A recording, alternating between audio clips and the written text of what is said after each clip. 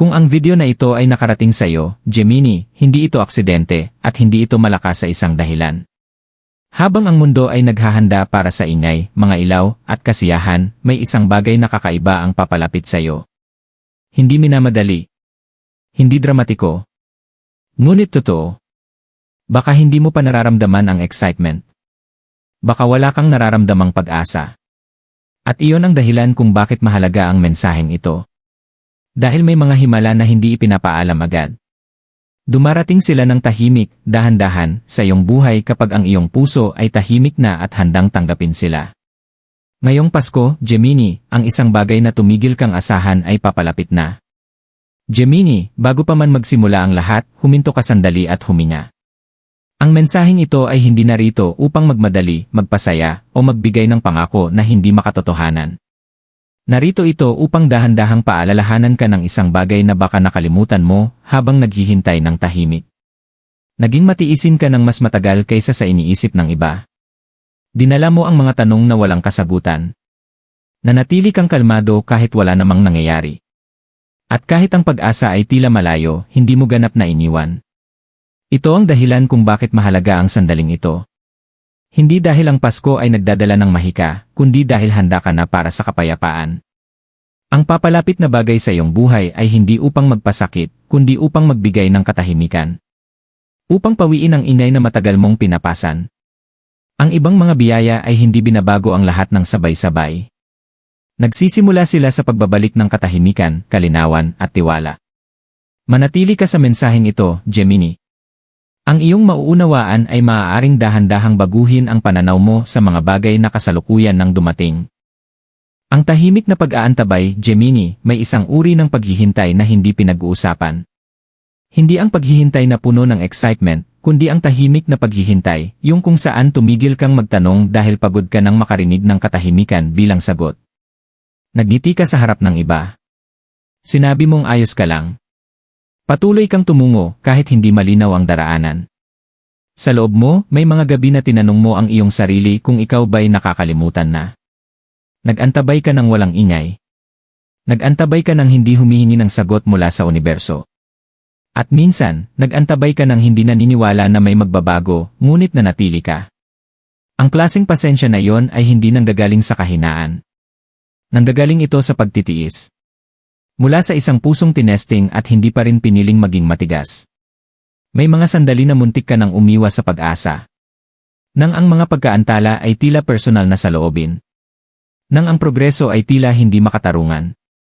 Nanonood ka habang ang iba ay sumusulong, habang ikaw ay nananatili sa parehong lugar, dala ang mga responsibilidad, emosyon, at inaasahan na hindi nakikita ng iba. At gayon paman, hindi ka bumagsak. Nag-adjust ka. Nag-adapt ka. Nakasurvive ka ng tahimik. Ito ang bahagi ng iyong kwento na pinakamahalaga. Dahil ang universo ay hindi tumutugon sa ingay, tumutugon ito sa pagiging handa. Habang ikaw ay nag-aantabay, may nangyaring pagbabago sa loob mo. Ang iyong mga inaasahan ay huminahon. Ang iyong puso ay nag-mature. Natutunan ng iyong kaluluwa kung paano umupo sa hindi tiyak na sitwasyon nang hindi nasisira. Baka isipin mong walang nangyari sa panahong ito, ngunit hindi ito totoo. Ang lakas ay humuhubog. Ang kalinawan ay tumitibay. At isang klase ng kapayapaan ay natututo kung paano mabuhay kahit wala pang sagot. Ang katahimikan na iyong naranasan ay hindi kawalan, ito ay paghahanda. Gemini, hindi ka pinaparusahan ng tahimik na paghihintay. Ito ay para protektahan ang susunod na darating. Ang ibang mga biyaya ay nangangailangan ng kalmadong puso, hindi ng desperadong puso. At naabot mo na ang kalmado, kahit hindi mo napansin na ito ay nangyayari. Ang iyong inantabayan ay hindi nawala. Ito ay naghihintay lamang na ikaw ay maging handa upang matanggap ito ng mahinahon, ng walang takot, walang duda, at walang kaguluhan. Ang pagbabago na hindi napansin. Gemini, habang nakatutok ka sa pag-survive bawat araw, may isang bagay na tahimik na nagbago sa likod ng mga eksena. Hindi ito sa paraang nagde-demand ng atensyon. Hindi ito sa paraang dramatiko. Naganap ito ng dahan-dahan sa paraang hindi mo marahil ito napansin. At iyan mismo kung paano kadalasang nagsisimula ang tunay na pagbabago. Hindi ka gumising isang umaga na pakiramdam mo'y iba ka na. Walang biglaang senyales na nagsabi sa iyo na ang lahat ay nagbago. Sa halip, nagsimulang gumalaw ang maliliit na bagay. Ang iyong mga reaksyon ay naging malambot. Ang iyong pasensya ay lalalim. Ang mga sitwasyon na minsan ay nagpapagod sa iyo ay nagsimulang mawalan ng kapangyarihan. Ang akala mong stagnation ay talagang pagkakaaling na unti-unting nangyayari, maingat, at may layunin. Bihirang ipahayag ng universo ang mga galaw nito. Hindi ito humihingi ng aprobasyon o palakpakan. Ina-adjust nito ang kung anong kailangang i-adjust kapag tamang-tama ang oras. At ang oras, Gemini, ay laging susi sa iyong kwento. Habang ikaw ay nag-aantabay, ang mga pinto na hindi mo na kailangan ay tahimik na nagsara. Ang mga enerhiyang hindi na nagsisilbi sa iyo ay dahan-dahang lumayo. Ang mga taong hindi ka kayang makasabay ay unti-unting nawala, hindi dahil sa parusa, kundi dahil sa pangangailangan. Baka nakaramdam ka ng mga sandali ng kalituhan sa panahong ito. Isang kakaibang katahimikan na may kasamang hindi tiyak na pakiramdam. Isang pakiramdam na may nagbabago, ngunit hindi mo maipaliwanag kung ano o bakit. Ang pakiramdam na iyon ay hindi pagkabahala, ito ay paglipat. Ang espasyo sa pagitan ng kung ano ang dating, at kung ano ang malapit nang mangyari. Ang pagbabago na ito ay hindi nangangailangan ng iyong pagsusumikap. Kailangan nito ang iyong katahimikan. At nang hindi mo namamalayan, iyon ang ibinigay mo. Itinigil mo ang pagpipilit ng mga kinalabasan. Itinigil mo ang paghabol ng katiyakan. Natutunan mong umupo sa hindi alam nang hindi ito nilalabanan. Nangyari ito, at doon nagsimulang tumugon ang universo. Gemini, ang himala na papalapit sa iyong buhay ay hindi kailanman itinakda upang dumating ng malakas. Nais nitong magsanib sa iyong realidad ng natural upang hindi ka matakot. Dahil kapag ang isang bagay ay dumating ng tahimik, ito ay mas tumatagal. Nagroroot ito ng mas malalim. At nagiging bahagi ito ng iyong buhay, hindi isang sandali, kundi isang pundasyon. Ang nagbago ay hindi ang mundong nakapaligid sa iyo. Ang nagbago ay ang iyong pagiging handa upang tanggapin ang mga bagay na matagal nang papalapit sa iyo. Bakit dumadating ng tahimik? Gemini, may dahilan kung bakit ang himalang ito ay hindi dumating na may ingay o biglaang kasiyahan. Ang malalakas na biyaya ay kadalasang dumadating kapag ang puso ay magulo, ngunit ang tahimik na biyaya ay dumadating kapag ang kaluluwa ay handa na. Ang papalapit sa iyong buhay ngayon ay hindi upang gulat-gulatin ka, nais nitong magbigay ng katahimikan sa iyo. Pagkatapos ng lahat ng dinadala mo, ang kaguluhan ay magpapalubha lamang sa iyo. Ang kapayapaan ang tunay na kailangan mo. Mas nauunawaan ng universo ang tamang oras kaysa sa atin. Alam nito na kapag ang isang bagay na mahalaga ay dumating ng masyadong malakas, sumunod ang takot. Sumunod ang pagdududa. Magsisimula ang mga tanong. At ang dapat sana'y manatili ay maaaring mapalayas. Kaya naman banayad ang sandaling ito. Iginagalang nito ang paglalakbay na tinahak mo. Iginagalang nito ang pasensyang hindi mo akalain na iyong nabuo. Balikan mo kung gaano karaming ingay ang dala mo noon sa iyong loob. Ang patuloy na pag-iisip. Ang bigat ng emosyon. Ang presyon na maintindihan ang lahat agad. Kung dumating ang himalang ito noon, baka ito'y naging sobrang bigat. Hindi ka mali, hindi ka lang handa noon. Ang pagiging handa ay hindi tungkol sa kabustuhan. Ito ay tungkol sa emosyonal na katatagan. At ikaw ay lumago patungo rito ng tahimik. Ang biyayang ito ay hindi nangangailangan ng kasiyahan upang maging totoo.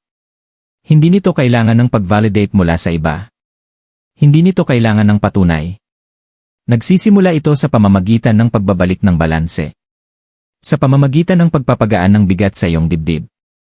Sa pamamagitan ng pagpapagaan ng mga bagay nang hindi mo alam kung bakit.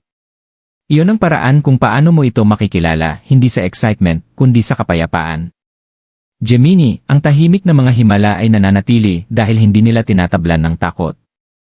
Hindi nila ginigiik ang mga lumang sugat. Hindi nila hinihingi ang agarang aksyon. Pinapayagan nilang mag-adjust ka ng natural. Magtiwala ng dahan-dahan. Maniwala ng hindi pinipilit ang sarili. Ang dumarating ngayon ay iginagalang ang iyong mga hangganan. Dumadating ito ng walang pressure. Walang pagmamadali. Walang pangangailangang patunayan ang sarili. At iyon ang paraan kung paano mo malalaman na ito ay totoo. Hindi mo nawala ang oras habang naghihintay. Nagdagdag ka ng lakas. At ang dumarating ng tahimik ay may layunin upang manatili, hindi para dumaan lamang. Ano ang hinahaplos ng himala na ito? Gemini, ang himalang ito ay hindi dumating upang baliktarin ang iyong buhay. Dumating ito upang dahan-dahang haplusin ang mga bahagi ng iyong pagkatao na pinagod na ng matagal.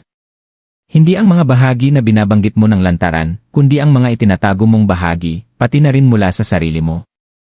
Ang mga parte kung saan natutunan mong magtiis kaysa magreklamo.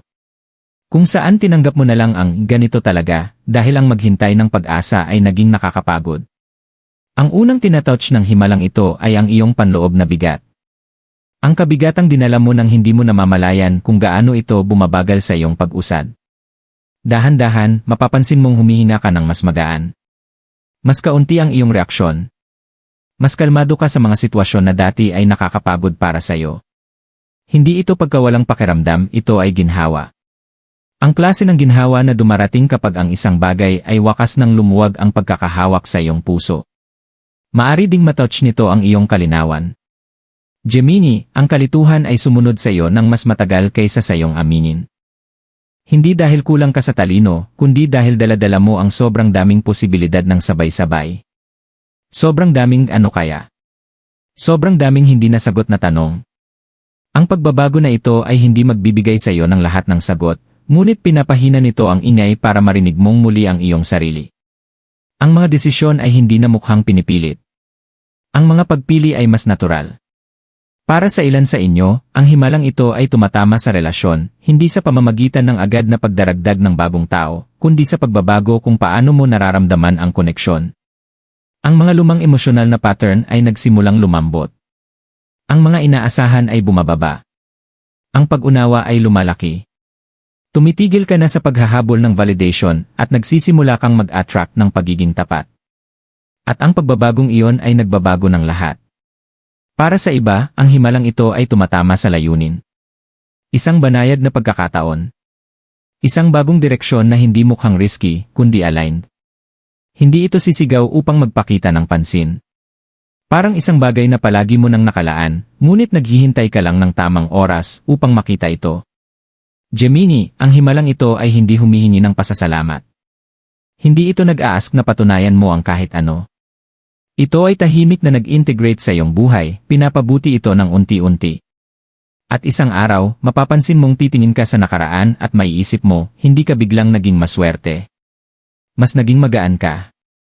At iyon ang nagbigay daan para sa mga bagay na talagang para sa iyo.